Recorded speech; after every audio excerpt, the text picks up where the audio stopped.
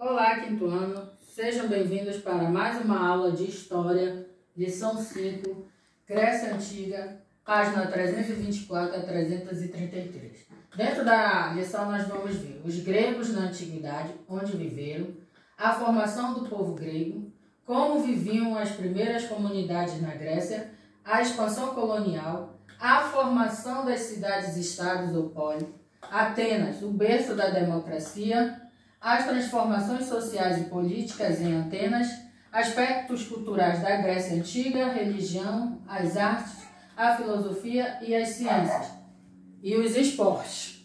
Os gregos viveram na extremidade sul da Península Balcânica, e sua cultura se desenvolveu a partir da fusão das diversas populações, que lá se estabeleceram nos últimos 4.000 anos.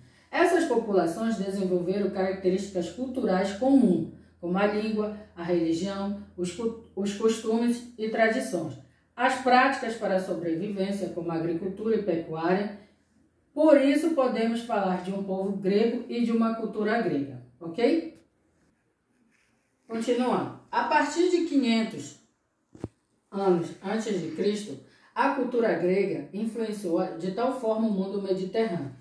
Ou seja, os povos viviam ao redor do mar Mediterrâneo, que acabou por construir um dos mais sólidos fundamentos de toda a civilização ocidental, que é a civilização a qual pertencemos. Ou seja, a cultura grega foi transmitida a povos da Europa e Ásia e passou de geração a geração até a atualidade, misturando-se às culturas posteriores. Então, por que dizemos que existe um povo grego e uma cultura grega se nunca houve um governo central na Grécia Antiga?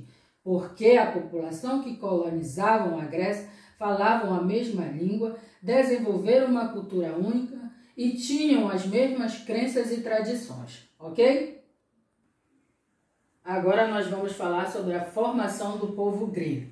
Aproximadamente no ano de 2000 a.C., a Península Balcânica, até então habitada por grupos de pastores seminômades, começou a ser ocupada por povos indo-europeus, provenientes da Europa e da Ásia, entre eles os aqueus, os eólios, os jônios e os dórios.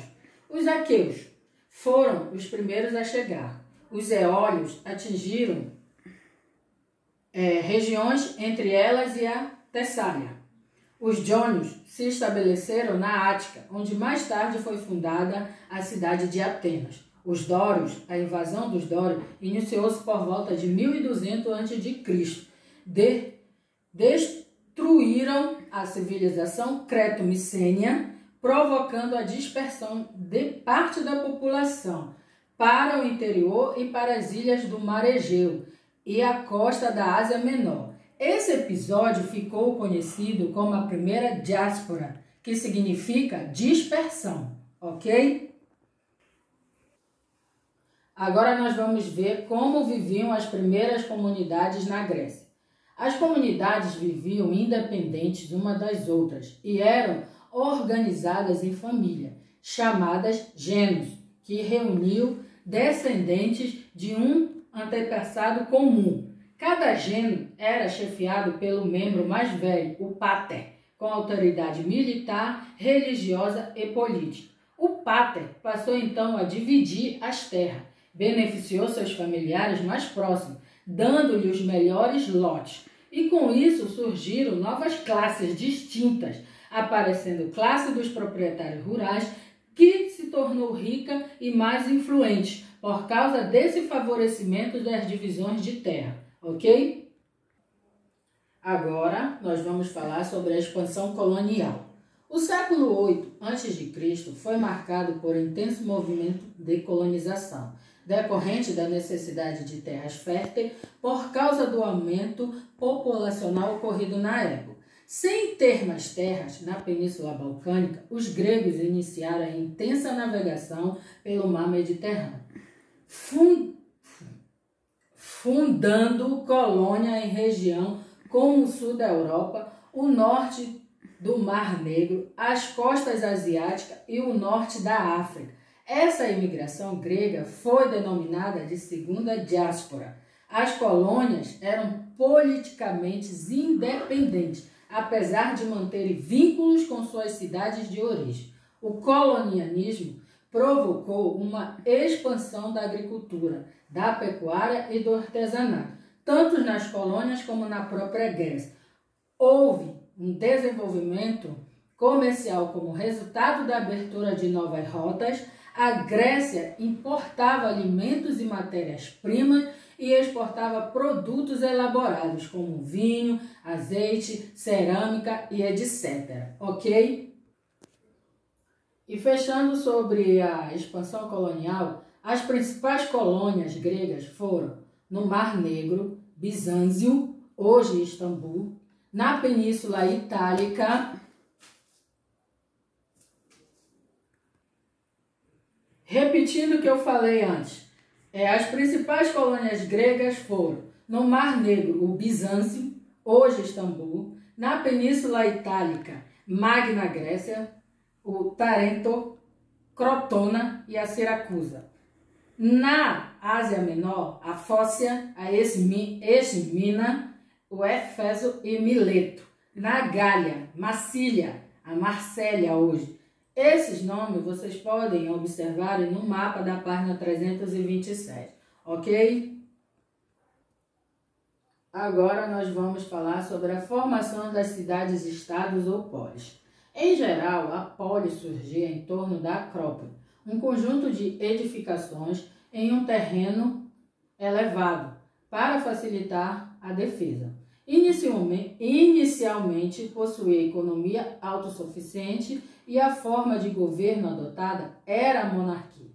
As cidades-estados é uma cidade independente, que tem o próprio governo e não depende de um poder centralizado exterior. Cada cidade-estado era governada por um rei, os balizeus, assessorado por um conselho formado por representantes da aristocracia. Havia também uma assembleia popular, composta pelos cidadãos, aqueles que tinham direitos políticos. A Grécia teve inúmeras cidades-estados importantes, dentro das quais se destacaram Esparta e Atenas. Ok? Vamos falar de Atenas, o berço da democracia, ou seja, onde nasceu a democracia. A cidade de Atenas, localizada na Ática, nas proximidades do Mar Egeu, formou-se a aglutinação de tribos jônicas no século 8 a.C. Era um núcleo rural, mas começava a desenvolver o artesanato e o comércio. Duas atividades que ganharam importância na economia da cidade. A sociedade ateniense era formada pelas seguintes camadas: os eupátridas, os bens-nascidos, camada aristocrática que detinha os privilégios, constituída pelos grandes proprietários de terra, os geórgios, pequenos proprietários de terra em regiões poucos férteis. Os tetas não possuíam terras, eram trabalhadores que recebiam pagamento. Demiurgos, artesãos e comerciantes concentrados no litoral, ok? E fechando o raciocínio, os estrangeiros que moravam em Atenas, geralmente dedicando-se às atividades comerciais e ao artesanato, formavam a camada dos metecos. Não possuíam direitos políticos, nem podiam comprar terra. Atenas também possuía um número significativo de escravizados. Eram prisioneiros de guerra ou pessoas condenadas por terem dívidas, ok? As transformações sociais e políticas em Atenas. A monarquia foi a primeira forma de governo de Atenas. O poder era exercido por um rei, intitulado Basileus. O movimento de colonização favoreceu o desenvolvimento do artesanato e do comércio e transformou Atenas em um importante centro comercial. Os artesãos e comerciantes enriqueceram e passaram a reivindicar participação política. O confronto entre grupos sociais levou a uma prolongada crise política, em que muitas formas de governo se sucederam, até que, em 509 a.C., Clístenes, um aristocrata, realizou reformas que deram origem à democracia ateniense. O direito de cidadania foi ampliado, ok? Fechando o raciocínio, passaram a ser considerados cidadãos os filhos de pai ateniense. Clístenes criou a lei do ostracismo, que era a condenação ao exílio de Atenas. Por 10 anos, as pessoas consideradas perigosas pelo governo democrático ateniense. É importante lembrar que os cidadãos de Atenas representavam a minoria da sociedade. Não podiam participar da vida política as mulheres, os estrangeiros, que eram em grande número, os jovens e os escravos, ao mesmo tempo em que se aperfeiçoavam as instituições democráticas, consolidava-se o escravismo, ok? Agora os aspectos culturais da Grécia Antiga. Algumas características da cultura grega foram a religião. A religião grega era politeísta, cultuavam vários deuses, e antropomórfica. Os deuses eram considerados semelhantes aos homens, possuindo também sentimentos bons e maus, com a única diferença de serem imortais. Acreditavam também na existência de semideuses e heróis, que seriam seres mortais, mas capazes de praticar ações próprias dos deuses, ok? Agora vamos falar sobre as artes. A arte grega valorizava a figura humana e também era voltada para os deuses, cujas representações eram feitas em gigantescas estátuas. Na arquitetura, os gregos desenvolveram o estilo de construções apoiadas em coluna. Na pintura, são famosos os vasos de cerâmica, harmoniosamente decorados, usados para o transporte e armazenamento de líquidos e mantimentos, entre outros. No campo da literatura, o modelo criado pelos gregos perdura até os dias de hoje. O teatro grego tinha a função não só de divertir, mas também de instruir grandes autores, ok? Agora nós vamos falar sobre a filosofia e as ciências. No campo das ideias, os gregos foram muito importantes por desenvolverem sistemas de pensamento que levaram a inúmeras descobertas científicas. Por meio do raciocínio, eles descobriram a existência de muitos fenômenos naturais. A palavra filosofia significa amor à sabedoria. Os gregos buscavam explicar racionalmente o universo, a vida e o homem. Nas ciências, os gregos contribuíram para o desenvolvimento da matemática com Tales e Pitágoras. Na medicina, com Hipócrates de Cos, que descobriu que as doenças têm causas naturais. Na história, com Tucídides e Xenofonte, que registraram fatos da vida dos gregos, ok? E falando sobre os esportes, os Jogos Olímpicos representavam as manifestações do orgulho de ser grego.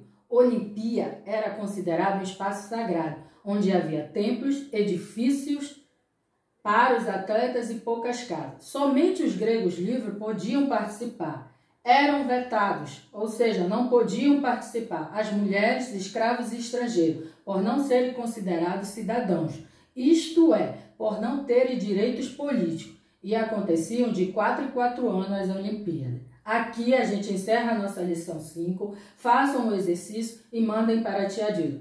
Beijo e até a próxima!